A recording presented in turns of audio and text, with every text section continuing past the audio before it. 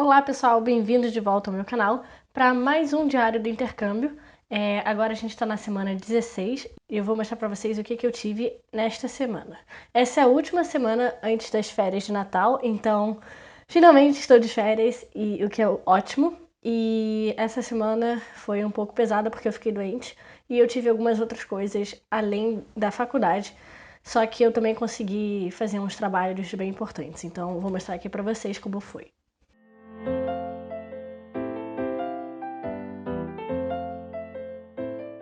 Na segunda-feira eu tive 6 horas de aula. Eu não tive aula às 8 da manhã, o que foi ótimo, porque eu consegui descansar.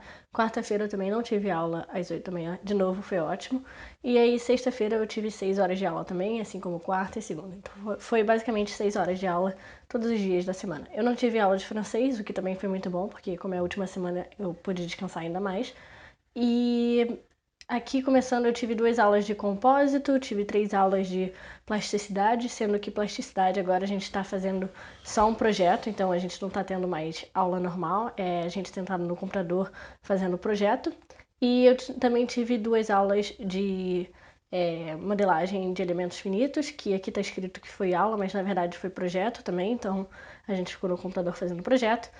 E aqui eu também tive 2 aulas de mecânica não linear. Essa aqui era um TD, ou seja, a gente ia sentar com a menina que não é a professora, mas ela que passa os deveres de código de Python todas as semanas. E aí a gente ia sentar com ela e resolver um código de Python, ela ia explicar alguma coisa. Só que eu não fui nessa aula. Vocês provavelmente estão ouvindo que minha voz está meio estranha. Eu estava bem doente na sexta-feira, as 4 primeiras aulas realmente não estava me sentindo muito bem. E aí na última eu resolvi faltar, não por causa disso, mas porque os meus amigos também faltaram. E era a última aula e eu precisava fazer outras coisas, então acabei faltando. E fora isso, essa aula aqui foi normal e foi isso para essa semana. Terça-feira, como eu falei na semana passada, eu tive uma entrevista de estágio. A princípio eu ia ter só uma entrevista de estágio que tinha sido confirmada na sexta-feira. E só que eu vou explicar para vocês depois o que aconteceu no final. Agora eu vou mostrar para vocês o que eu dei em compósitos essa semana. Começando aqui no dia 16, que foi segunda-feira, a gente teve aula com um professor que é meio perdido e que tem uma letra estranha e difícil de copiar. E nessa aula ele, como sempre, estava perdido, não sabia onde tinha parado, e aí ele veio olhar meu caderno para ver onde ele tinha parado na última aula. E aí ele comentou também que ele queria tirar uma cópia, uma xerox do meu caderno. Não sei porquê, mas enfim, ele queria tirar uma cópia para ter com ele, talvez para ele saber toda vez onde ele parou, não sei.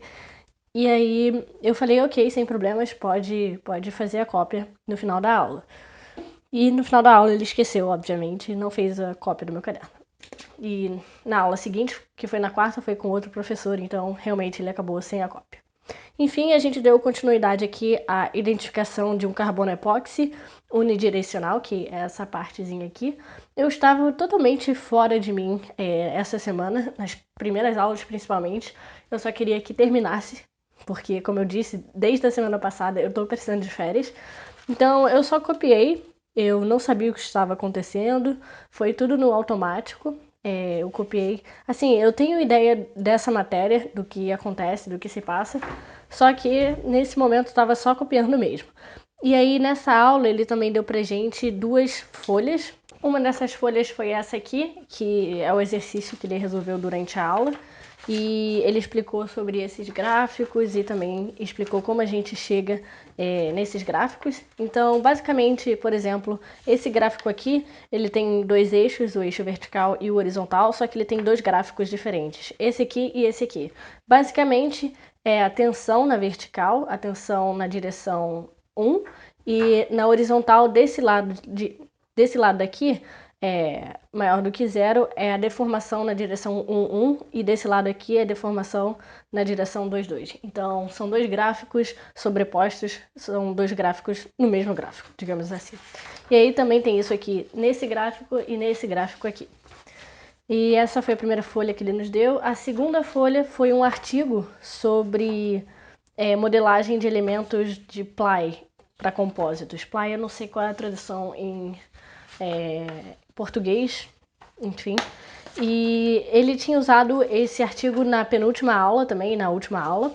E ele falou que esse artigo é muito bom, só que tem muitos erros. E ele não marcou os erros pra gente, só que o papel dele tá marcado com os erros. Então, o nosso caderno é basicamente a teoria que tá neste artigo aqui, só que correta. Foi basicamente isso para esse dia. E aí, na quarta-feira, trocou de professor de novo. Eu cheguei uns 5 minutinhos atrasada. E o professor começou a dar a matéria que ele estava dando antes. Quer dizer, continuou dando a matéria que ele estava dando antes. E essa matéria, de novo, eu não estava prestando muita atenção. Eu sei que ele estava fazendo estudo de camadas. Quando você tem um compósito com várias camadas diferentes, qual é o que vai acontecer de diferente se você colocar as camadas, por exemplo, com as fibras sobrepostas assim, ou as fibras assim, ou as fibras assim. E foi basicamente isso que a gente estava estudando naquela aula, ou melhor, que ele estava ensinando naquela aula que eu não prestei atenção. E agora eu vou falar sobre Memo, que Memo é modelagem de elementos finitos, que eu tive na segunda-feira, 4 horas. Como eu disse, foram 4 horas no computador, então a gente estava continuando o projeto que a gente começou nas últimas aulas, que foi dessa morsa aqui, né? Que é basicamente um equipamento para dobrar tubo, não dobrar, mas para amassar tubo. E a gente estava tendo um problema que a gente não sabia se esse equipamento ele deveria ser considerado em tensão plana ou em deformação plana, ou seja, se a gente teria só deformação em dois eixos, Y e X, por exemplo, e não ter deformação em Z, ou se a gente teria tensão em Y e X, por exemplo, e não em Z. E aí a gente não tinha motivação, a gente tinha escolhido uma hipótese, mas a gente não tinha teoria por trás para explicar por que a gente tinha escolhido aquela hipótese. Então, o que o professor falou foi para a gente pegar esse modelo, a gente tinha feito em 2D no Abacus, então a gente pegou esse modelo aqui, fez em 3D no SolidWorks, eu fiz em uns 10 minutinhos lá, porque eu gosto muito de SolidWorks, então para mim é bem fácil.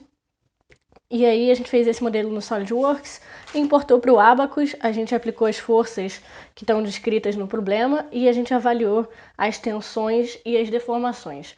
As tensões nas 3 direções, x, y e z, estavam com mais ou menos a mesma ordem de grandeza, então nenhuma das 3 poderia ser insignificante perante alguma outra. Então não estava num estado de tensão plana.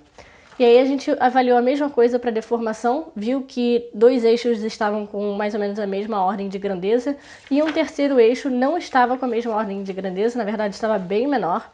E eu não lembro se eu deixei isso anotado aqui.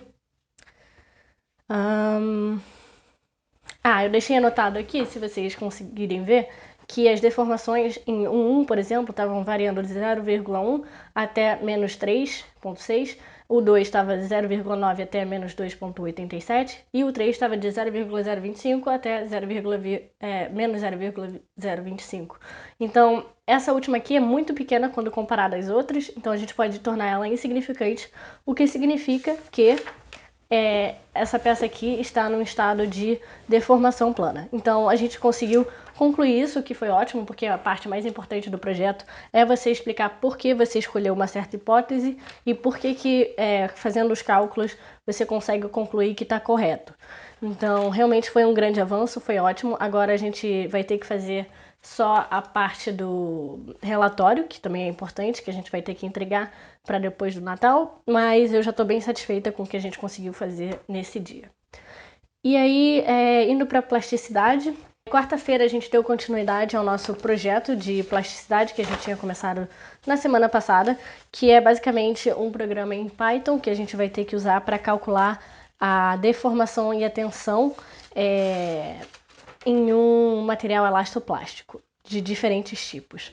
Então, a gente realmente não estava entendendo muito do que estava acontecendo na semana passada para fazer esse projeto. Então, a gente chamou o professor, sentou e a gente percebeu que a gente não tinha lido todo o documento até o final, onde mostrava a função que a gente tinha que usar e também os valores das constantes. Por isso que a gente não estava conseguindo chegar em nenhum lugar. Então, depois de achar essa parte que o professor mostrou pra gente, a gente foi e começou a calcular as derivadas que eram importantes para o nosso código e a gente começou a implementar no Python. E aí, depois disso, a gente conseguiu chegar a gente conseguiu fazer um dos gráficos, isso na aula de quarta e de sexta também, tá? Não só de quarta, nas duas. Então, no total, foram 6 horas de projeto. O gráfico que a gente tinha que obter era mais ou menos esse aqui. Basicamente, a gente está avaliando as tensões em uma barra, só que em um D. Então, imagina que é uma linha assim, a gente está puxando essa barra, então ela está deformando nessa direção. E à medida que a gente vai puxando, a gente está controlando o quanto ela deforma. E aí a gente tem que avaliar qual é a tensão nessa barra. Então o gráfico é mais ou menos esse aqui. A gente começa a aplicar a força para fazer tração, e aí ele começa a vir para cá, essa parte aqui é elástica, ele começa a virar plástico, e aí depois a gente para de carregar a barra, ou seja, a gente para de fazer força, e aí ele volta a ser elástico descendo aqui. Depois a gente volta a aplicar uma força, só que dessa vez em compressão, e ele começa a ser elástico de novo, e depois passa a ser plástico, e a gente solta de novo, sem fazer nenhuma força, e aí ele volta pro elástico, e assim vai. E como a gente está avaliando a parte elastoplástica, ele vai mudando assim o tamanho do gráfico, então vai mudando o limite de escoamento do material.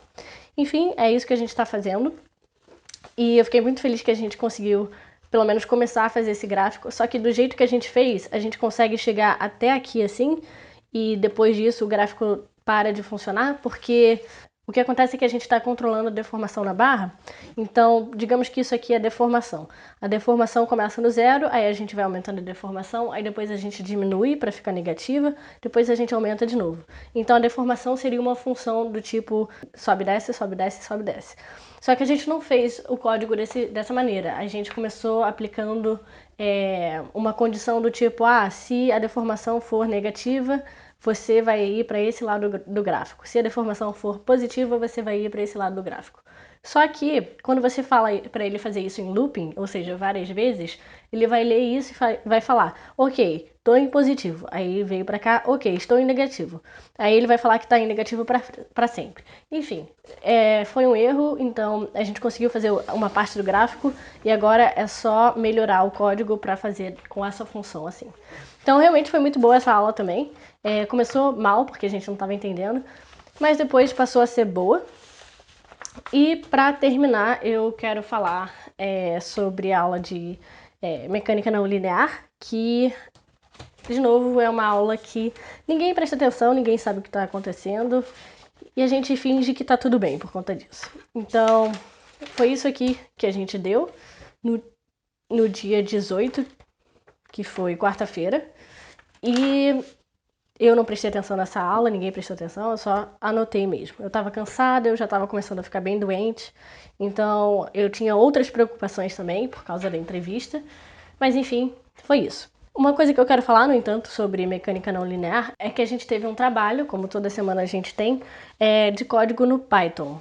E aí, nesse trabalho, a gente tinha que avaliar se o nosso modelo de material do tipo Saint-Venant-Kirchhoff ou então do tipo de Neel-Hooking, que é compressível, estava funcionando. E eu só peguei para fazer isso na quinta-feira, que quinta-feira era quando a gente tinha que entregar. O meu outro colega que estava fazendo comigo, ele fez grande parte do dever, era até aquele momento, só que eu precisava terminar, porque senão eu não teria feito nada do trabalho. E aí eu peguei para fazer e eu fiquei muitas horas tentando resolver, porque eu não estava entendendo quais eram as constantes, quais que eram as variáveis e quais eram as funções que eu tinha que usar. Mas no final das contas eu li essa parte aqui do material e eu entendi. E aí eu consegui fazer o código e eu consegui fazer o código rodar. Quando a gente recebe o dever, eles também dão um código extra para avaliar se o seu código está funcionando ou não. E aí ele coloca no final se foi validado ou não. E todas as funções foram validadas e a gente entregou, então eu imagino que a gente tem uma nota 10 de 10 nesse trabalho, que é ótimo. Agora eu vou falar sobre uma coisa que foi a coisa mais importante da semana, que foram as minhas entrevistas. Então, eu tive entrevista na terça-feira, eu tinha uma marcada às 11 horas da manhã, com o chefe de equipe de uma das áreas que eu queria trabalhar. Eu tinha aplicado para 4 vagas diferentes nessa empresa, e ele era chefe de 2 das vagas. Então, eu fiz, a princípio eu era a única entrevista que eu ia ter, só que aí, na segunda de noite, ou então na terça de manhã, eu recebi um e-mail sobre uma outra pessoa de outra vaga, que era da mesma empresa, só que uma vaga diferente daquelas duas que o chefe controlava, e ele também resolveu fazer uma entrevista comigo às 5. As entrevistas aqui não são pessoais, tipo, não é cara a cara, porque geralmente são em cidades diferentes. Então, por exemplo, eu estou morando em Nantes, o meu estágio não seria em Nantes. Então, geralmente as entrevistas são por Skype ou por telefone. No caso, eu fiz por telefone, porque era o que eles queriam. E aí, então eu tinha uma entrevista marcada às 11 e às 5. Eu fiz a entrevista às 11, a entrevista foi desse jeito, a gente começou com ele se apresentando, aí eu me apresentei, falei o que eu estudei, onde eu estudei, os cursos que eu fiz, o que eu aprendi, esse tipo de coisa. Aí a terceira parte da entrevista foi ele falando sobre a vaga de estágio e a última parte da entrevista é ele fazendo perguntas técnicas sobre a vaga. Então, por exemplo, era uma vaga sobre estudo de pneu. Então eu tinha que estudar a área de contato entre o pneu e o solo. E ele me perguntou como faria uma simulação de pneu, ele me perguntou como a gente fazia um estudo de aquaplanagem, que é basicamente quando o seu carro ele perde contato com o solo devido à água entre o pneu e entre o solo. Então, basicamente você perdeu o controle. Aí ele perguntou para mim qual é a pressão necessária que a água tem que ter no pneu para ter aquaplanagem, esse tipo de coisa. Foram questões não muito fáceis, não eram muito simples, e eu fiquei bem nervosa nessa entrevista, eu me enrolei um pouco, eu esqueci de falar algumas coisas, só que no geral eu achei que foi boa. Ele me falou que gostou no final da entrevista e que ele ia me encaminhar para as 2 vagas que ele tinha disponível para eu fazer uma outra entrevista com os supervisores da vaga. Então, ele era o chefe geral da equipe e aí a pessoa que seria o meu chefe direto ia fazer entrevista comigo também. E ele marcou essa entrevista para as 4 da tarde na terça também. Então, eu tive a entrevista às 11, às 4 eu ia ter outra entrevista e às 5 eu ia ter outra entrevista. Enfim, chegou às 4, eu estudei mais para essa entrevista, porque você tem que estudar na parte teórica, né? E eram duas pessoas no telefone fazendo entrevista ao mesmo tempo comigo. E os dois os dois se apresentaram, aí depois eles apresentaram a vaga, aí eles pediram para eu me apresentar e falar o meu percurso, o que eu estudei, o que eu fiz, etc. E essa entrevista foi mais interessante porque eu lembrei de comentar que não trabalhei, mas eu fiz parte de uma equipe de competição de fórmula. Então, para quem não conhece, Fórmula SAI, Fórmula Estudante, tem uma versão no Brasil que várias faculdades fazem parte, e aí você tem que projetar e fabricar um carro de alta performance. No meu caso, era uma equipe de carro elétrico. E aí eu comentei sobre isso e também comentei que eu fiz um curso de dinâmica veicular, então eu sabia alguns princípios sobre pneu e também sobre suspensão e dinâmica geral do carro. E aí eles me fizeram perguntas sobre isso. Foi um pouco engraçado porque eu conheci alguns termos em inglês e não em francês. Então, por exemplo, tem 2 termos que é understeering e oversteering, que é basicamente sair de frente ou sair de traseiro. E aí, em francês é survirage ou sous-virage. Então, para mim, os 2 termos são muito parecidos. E aí, quando eu falei para eles, eu vou falar esses termos aqui em inglês porque em francês, para mim, os 2 são iguais. E aí, todo mundo riu e foi bom. E essa entrevista foi boa, os 2 gostaram de mim e me falaram para escolher qual vaga eu preferia e para eu responder o mais rápido possível, porque senão eles iam continuar procurando estagiários. Eu gostei disso porque isso já significava que eu tinha grande chance de entrar direto na vaga e só faltava então uma entrevista. A última entrevista foi a melhor entrevista de todas. Eu consegui falar muito sobre o meu projeto de carro elétrico na equipe. O cara que estava me entrevistando, ele ficou extremamente interessado em saber como eu fiz um projeto de chassi, como eu otimizei os tubos, esse tipo de coisa. E ele falou que era basicamente isso que eles faziam na empresa, que era para fazer um estudo de perfil de pneu e esse tipo de coisa, e precisava de otimização de perfis também. Então, ele gostou bastante, ele ficou tão entusiasmado que tinha alguém que encaixava na vaga dele, que ele esqueceu totalmente de fazer perguntas teóricas. Então, com esse cara eu não tive que responder nenhuma pergunta teórica, o que foi ótimo, e foi a entrevista mais rápida dentre todas elas. Então, durou cerca de 25 a 30 minutos, enquanto que as outras duraram 40 ou 45 minutos. Isso tudo por celular, tá? Enfim, aí eu escolhi qual vaga que eu queria no final das contas e eu praticamente fechei o contrato já, eu consegui o estágio. Então, isso é ótimo, mas isso significa também que no final da faculdade aqui na França, que vai ser mais ou menos em março ou abril, eu vou ter que me mudar aqui de Nantes e ir para a cidade dessa empresa para fazer o meu estágio lá. Enfim, foi isso. Essa semana foi bem animada. Eu fiquei bem doente também nessa semana. Eu ainda tô me recuperando. E eu vou viajar na semana que vem pra Rússia. Então eu realmente preciso ficar melhor antes de ir pra lá, porque eu vou pegar neve, vou pegar chuva e vou pegar frio. Então é isso aí. Eu espero que vocês tenham gostado desse vídeo. Se vocês tiverem qualquer pergunta, é só comentar aqui embaixo que eu vou responder. E se vocês quiserem que eu faça um vídeo falando sobre como ir bem em entrevista, tanto cara a cara quanto por telefone ou por Skype, comentem aqui embaixo também para eu saber que vocês estão interessados. E aí eu vou fazer um vídeo só sobre isso. Eu espero que vocês tenham um ótimo final de ano e eu vejo vocês no próximo vídeo.